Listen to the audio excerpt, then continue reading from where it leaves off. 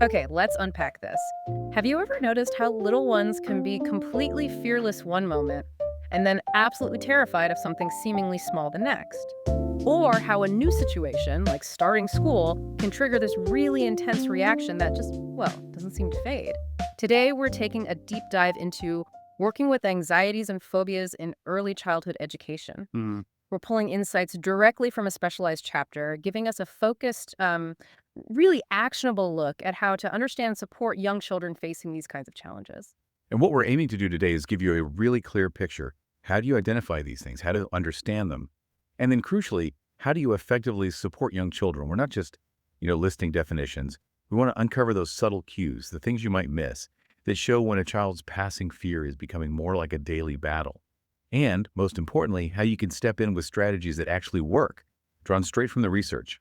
We'll look at where those typical childhood fears kind of cross the line. Absolutely. We'll be breaking down the common anxieties we see, exploring how we can actually measure them so you know if what you're doing is working, and walking through actionable strategies, giving you insights you can use, well, pretty much straight away. It's all about getting to the heart of it and knowing how to help.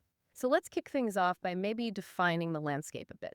We know fear is normal for kids, right? Why is that? And when does it become something more, something we need to address? That's a really crucial starting point. You see, young children are constantly encountering new things simply because, well, they haven't been around as long. Every single day can present a whole cascade of new experiences, new people, new places, different sounds, water, dogs, you name it. And all this novelty, it naturally increases their opportunities to feel afraid. And initially, that fear response, it's actually a good thing. It's adaptive. It's a survival mechanism. It's their brain saying, whoa, hang on, this is new, be careful. It helps them learn to navigate the world safely. But it becomes problematic, what we call maladaptive, when that fear is excessive or it happens way too often or it's so severe, it actually starts getting in the way of their normal life, their daily functioning. It stops being a helpful warning signal and starts being like a roadblock. Okay, so it's not just having the fear, it's when the fear starts to control things. It dictates their actions, their choices. Can you give us some clear definitions then? How do we distinguish between that general feeling of anxiety and a more specific phobia? Because I think people sometimes use those terms interchangeably. Yeah, that's a fantastic distinction to make clear. So anxiety, as it's described in our source material, it's really more than just feeling scared. It's fear expressed through a whole host of uh, intense physical and behavioral reactions. It's quite systemic, actually. We're talking about things like intense avoidance, a faster heart rate, maybe sweating, breathing quickly, that adrenaline rush, general excitability. Basically, it's the full-blown physiological fight or flight response kicking in, even if there isn't an immediate objective danger present. The whole body gets involved. A phobia, though, is a specific type of anxiety. It's excessive, yes, but it's really focused on specific things, objects, people, animals, particular situations. The key difference is that specificity. There's a precise trigger that locks in that intense fear reaction. That really clarifies it. So the focus, the what of the fear is the big difference. Given that, what are some of these common anxieties and phobias we tend to see in young children, maybe some that might surprise us? Well, the most common ones, according to the chapter, include separation anxiety, that intense fear of being away from a parent or main caregiver. That one's pretty well known. Mhm. And then specific phobias fears of particular objects or places. We also see less common ones, but still important, like selective mutism. Selective mutism. Yeah, where a child might talk normally to, say, their mom or dad, but completely clam up with other people, or only speak in very specific, safe feeling situations. The chapter lists a whole range of common triggers, too: water, fire, strangers, loud noises, social situations, animals, big crowds, heights, the dark, insects, and of course, that separation from caregivers we mentioned. What? What's crucial is that these are all things a young child is pretty likely to run into fairly often, right? Which means the potential for that fear to interfere with daily life is really high. It really does put it into perspective how much they navigate daily that could feel overwhelming. Let's ground this a bit more. The chapter gives a really good scenario. Let's talk about Carlos, a 4-year-old starting preschool. Right, Carlos. His teacher actually visited his home before school even started, trying to ease that transition. Good practice. But Carlos was extremely resistant. He hid behind his mother, cried when the teacher tried to talk to him. And this pattern, unfortunately, it didn't just go away at school. For 3 weeks, it was pretty intense. What did that look like at school? Well, his mom often had to carry him in. A teacher literally had to hold him sometimes so he wouldn't chase after his mom when she left. He'd cry loudly, off and on throughout the day. He refused to eat his lunch. He wouldn't use the restroom, even though he was fully potty trained. He spent a lot of time in the classroom's calming corner, just looking at a photo album of his family. And at recess, he'd just stand alone on the playground. I can imagine some people thinking, okay, maybe he just needs more time. Some kids take longer to adjust. Exactly. And that's a natural first thought. Some adjustment, some tears, some clinginess. That's totally normal for a few days, maybe even a week or two in a new setting. But Carlos's behaviors were consistent. They were pervasive. The sustained crying, refusing to eat or use the toilet, the complete withdrawal from activities and peers. It all suggests his anxiety went beyond typical adjustment. It was truly maladaptive. It was actively hindering his ability to function and participate in the preschool environment. The teacher's shift in thinking from give him time to this is something more really highlights that challenge. It's about the intensity, the persistence, and the impact. That's such a critical distinction. So, if we suspect a child's anxiety is more than just a temporary adjustment, like with Carlos, how do we assess it accurately, especially with young kids, where, as you said, it's maybe less understood than with older children or adults? Is it just watching them, or are there specific It's tools? definitely more complex in early childhood. That's a key point. Assessment is less straightforward. There's even ongoing debate among researchers about diagnosing psychiatric disorders in very young children. Why is that? Well, several reasons. They're developing so rapidly, there are huge individual differences at that age, and there's concern about the potential negative impact of labels, Yeah. stigma, and expectations. It's delicate. But despite those complexities, some valuable tools do exist. The source material mentions things like the Anxiety Disorders Interview Schedule, which is linked to the DSM criteria. That's the Diagnostic and Statistical Manual, basically the standard classification system clinicians use. There's also the preschool age psychiatric assessment. These usually involve structured interviews or questionnaires for parents and teachers. They rate different aspects of the child's behavior and emotional responses. And it's also really important to remember, anxiety often doesn't travel alone. It frequently co-occurs with other disorders. Right. And a child's experience is shaped by so many things: their basic temperament, genetics, parenting styles, their environment. Ideally, treatment addresses all that. But for this deep dive, we're focusing on those basic, direct practices you can use with the child to help them manage the anxiety itself. Okay, so those interviews give a broad picture. But how do we get more concrete, maybe moment to moment data to really track what's happening and see if our strategies are making a difference? The chapter outlines three really useful ways to look at this. Let's start with how kids actually tell us how they're feeling. Yeah, young kids might not say, I feel anxious, right? Yeah. Not with that kind of adult language. Yeah. But they often express distress in other ways, physically, like my tummy hurts or my head feels funny, or just simple things like I'm scared. These are really valuable indicators, even if they're indirect. So, how do we make that more concrete? How do we measure it? Well, to make it tangible and easy for them, we can use visuals, like a hierarchy of faces or simple drawings showing different feelings: happy, sad, mad, scared. You can show these to the child and just ask them, can you point to the face that shows how you feel right now? Or maybe, how does your tummy feel? Pointing to a simple scale.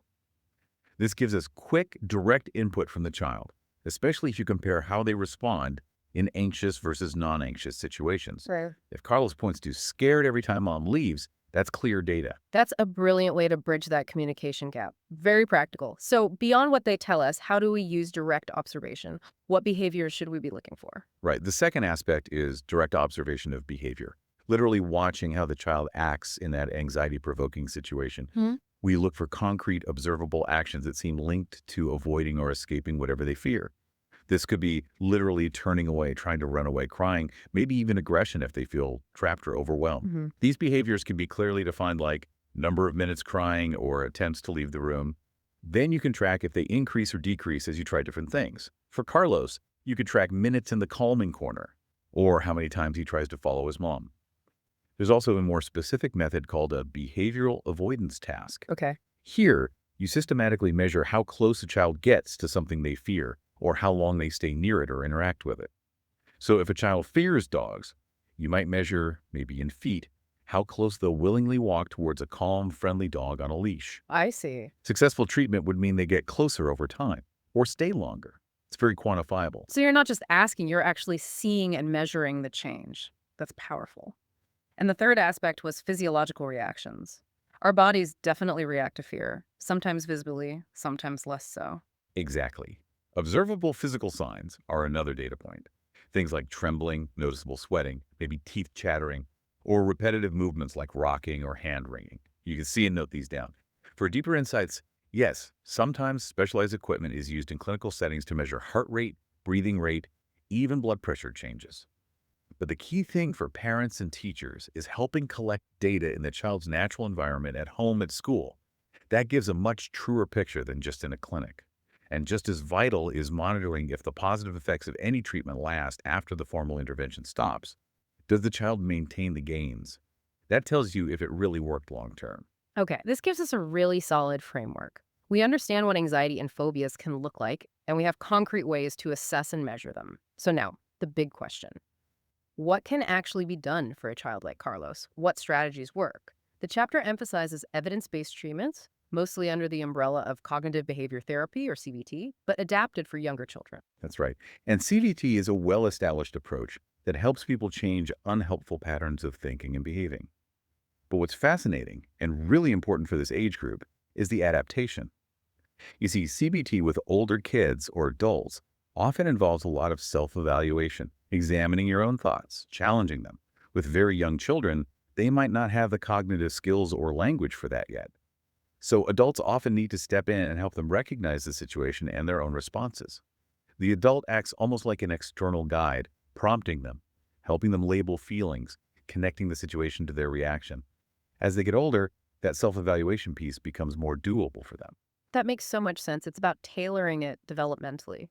So let's dive into some of these practical adapted strategies. The chapter mentions several behavior analytic approaches. Let's start with regulated breathing. It feels intuitive, right? Anxiety speeds up breathing, so slowing it down should help calm the system. That's precisely the principle. Regulated breathing is a powerful, direct way to manage those physical symptoms of anxiety. By gaining conscious control over your breathing, you can actually influence that fight or flight response and dial it down. Hmm. For a young child, the chapter offers a clear, step by step way to teach this, making it kind of engaging too. How would you do that? You'd have the child sit comfortably, get them to focus on you. Then you demonstrate. Breathe in slowly through the nose for, say, a count of 3. Hold it for 3, maybe, puffing out your cheeks like a balloon, which kids often find fun. And then breathe out slowly through the mouth for 3. The key is doing it together, modeling it, giving gentle feedback. It doesn't have to be perfect, as long as the child learns they can slow their breathing down. The goal is that feeling of calmness returning. For Carlos, if he starts getting agitated at drop-off, prompting him to do his balloon breaths could be a first step to managing that immediate panic. Initially adult prompted, later maybe self-initiated. It sounds simple, but I can see how mastering that could be incredibly empowering for a child. What's another physical technique mentioned? Muscle relaxation, Yeah. another direct physiological strategy. This involves teaching the child to purposefully tense specific muscle groups for just a couple of seconds and then release the tension, really focusing on that feeling of relaxation afterwards. How does that work? Like which muscles? You usually progress through the body. You might start with the face, scrunch up your nose like a bunny, now relax. Then the neck and shoulders, shrug up to your ears, now let go. The arms and hands, make tight fists, now floppy. Stomach and chest, legs and feet, tensing and releasing. Again, modeling it yourself and using prompts is crucial for young kids. It helps them tune into their body, notice the difference between tension and relaxation, and learn they can control it. Okay, building a toolkit of physical coping skills. Now, moving towards addressing the fear itself. Systematic desensitization. Sounds quite clinical. What's the core idea there? It does sound clinical, doesn't it? But basically, it's about gradual, controlled exposure to whatever causes the fear, combined with relaxation. It was developed by Joseph Wolpe, and it's a cornerstone of behavior therapy. It can be incredibly effective, sometimes even leading to significant improvement in just one longer session for specific phobias. Wow, one session. Yeah, for some specific phobias, these intensive one-session treatments, maybe lasting 3 hours or so, have shown good results. However, there's an important point here. Oh, Historically, these procedures were mostly used with kids over 7. how is that? Well, it likely relates back to that cognitive piece we talked about. Traditional CBT often requires discussing emotions, evaluating thoughts, stuff younger kids might struggle with due to language or cognitive development. So for the younger ones, We need adaptations. Hmm. We can't just apply the standard protocol. Right. So how would you adapt systematic desensitization for a younger child? Let's take Carlos again with his separation anxiety. How that work? Okay, so for separation anxiety, you know how common advice is often make the goodbye quick? Ugh, rip off the Band-Aid. Systematic desensitization suggests potentially the opposite, a much more gradual approach. Imagine the parent brings Carlos to preschool, helps him get engaged in a preferred activity with a teacher he trusts. Then the parent says, okay, I'm just going to step outside for a tiny moment. I'll be right back. And they step away for literally just a few seconds, maybe just out of sight. Then they immediately return, check in warmly, maybe give a little praise. Then they repeat it, maybe staying away for 5 seconds. Then 10. You gradually, systematically increase the distance and the duration of the separation. What if he gets upset? Crucial point. If the child gets upset, that's the signal you increase the time too quickly. You need to step back to the previous duration where he was successful and comfortable and stay there a bit longer before trying to increase again. It builds trust. It teaches the child predictability mom or dad does come back. It helps them adjust incrementally, reducing anxiety step by step. It's very effective, but as you can imagine, it requires significant time, patience, and consistency from parents and teachers, which can be a real challenge in busy settings. I can see that. It's thoughtful but demanding. What about reinforced practice? What does that involve? Reinforced practice brings together a few key behavioral components. First, graduated exposure again, approaching the feared thing in small steps. Second, performance feedback, telling the child specifically what they did well. Third, reinforcement, providing praise, tokens, or small rewards for improvement or attempts. And fourth, clear instructions that encourage success, breaking down the task. There's a study mentioned, Allen and colleagues, where they used this with toddlers 2 and 3-year-olds who were scared of the dentist. Oh, that's a common one. Absolutely. They gradually exposed the kids to the dental tools, the sounds they make, encouraged them to touch them, sit in the chair, and heavily reinforced any cooperation with praise and rewards. It showed promise for very young kids, focusing on building positive associations and rewarding brave behavior step by step. Needs more research, but the components are solid. That sounds really practical. Okay, and the last strategy you mentioned was participant modeling. Sounds like learning by watching. Precisely. Participant modeling is exactly that. The child watches someone else a model, could be an adult or another child, interact successfully, and without fear with whatever the child is afraid of. Then the child is encouraged and supported to try and imitate that calm, successful interaction themselves. There was another study mentioned, May and colleagues, using this for dog phobias in 4 and 5-year-olds. How did that work? The kids watched a handler calmly interact with a dog, petting it, walking it, giving commands. Then the kids were prompted and reinforced for their own appropriate interactions, starting small, maybe just standing near the dog, then maybe petting it briefly, gradually increasing the interaction. Both children in the study showed significant reductions in their fear after about 10 to 13 sessions. It shows the power of seeing someone else be okay and then getting rewarded for trying it yourself. It's very promising for young children. Yeah, especially for kids who might not respond as well to just talking about it. Seeing is believing sometimes. It's exactly. For these youngest learners who maybe lack the complex language or self-analysis skills, these strategies reinforce practice, participant modeling, the adapted desensitization. They are really vital adaptations of CBT principles. They focus on observable behavior, direct experience, and building confidence through doing. So, wrapping this up, what does this all mean for you listening? Whether you're a parent, an educator, maybe working in fields like ABA, or just someone interested in child development. We've journeyed through how normal childhood fears can sometimes grow into anxieties and phobias that really impact daily life, using Carlos's story to kind of illustrate that. We've looked at how to assess these challenges listening to kids' words, using tools like visual scales, observing behavior systematically, even noting those physical signs. And we've detailed practical evidence-based strategies, the calming techniques like breathing and muscle relaxation, the careful steps of systematic desensitization, and the power of reinforced practice and participant modeling. I think the key takeaway really is recognizing that while some anxiety is normal, even adaptive, these persistent severe forms need targeted support. They don't always just go away on their own. Being aware of how anxiety shows up in young kids, being diligent about collecting some data to see what's really going on, and then implementing these adaptable, often behaviorally based strategies, it can make a huge difference. It helps kids learn to navigate their world more confidently and overcome these fears. Absolutely. It empowers them and it empowers the adults supporting them. So here's a final thought to leave you with. Given how adaptable and direct these strategies are, particularly for younger children, how might you apply some of these principles? Maybe gradual exposure, modeling confidence, reinforcing brave steps in perhaps surprising ways to help a child navigate a new, maybe initially scary experience in their world. Not necessarily a full blown phobia, but just one of those moments of overwhelming newness that all kids face.